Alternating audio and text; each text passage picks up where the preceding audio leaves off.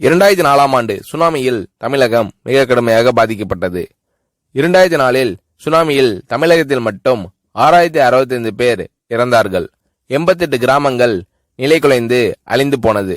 இந்த சூழ்நிலையில் அம்மா அவர்கள் எடுத்த நடவடிக்கையால் 10 கிராமங்களுக்கு ஒரு அமைச்சர், ஒரு IAS அதிகாரி, ஒரு PRO என்ற ஒரு குழுவை அமைத்து உலக வரலாற்றிலேயே இது போன்ற மீட்பு நடவடிக்கை இருந்திருக்காது என்ற அளவில் 3 நாளில் பாதிக்கப்பட்ட கிராமங்களுக்கு மின்சாரம் வழங்கப்பட்டது.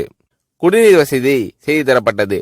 இந்த மின்னல் வேக நடவடிக்கையால் அப்போதிருந்த இந்திய ஜனாதிபதி அப்துல் கலாம் மற்றும் அமெரிக்காவின் முன்னாள் அதிபர் கிளின்டன் ஆகியோரின் பாராட்டுகளை அம்மாவின் அரசு பெற்றது.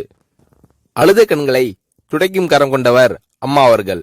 ஆண்டவன் யாரோ ஒரு நபர் மூலமாக வருவார். தமிழ்நாட்டிற்கு கிடைத்த தெய்வம் அம்மா அவர்கள். சுனாமியில் பாதிக்கப்பட்டவர்களில் 40 பேருக்கு 2 குழந்தைகளும் சுனாமியில் இறந்து விடுகிறது. அந்த 40 பேரும் ஏற்கனவே கருத்தடை ஆபரேஷன் செய்திருக்கிறார்கள். பெற்றோர்கள் மட்டும் உயிர் பிழைத்திருக்கிறார்கள்.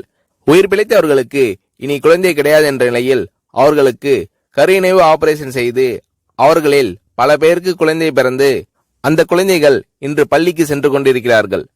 நாகப்பட்டினத்தில் அம்மா அவர்கள் மீனவர்களை சந்தித்த போது மீனவர்கள் கதறி அழுதார்கள்.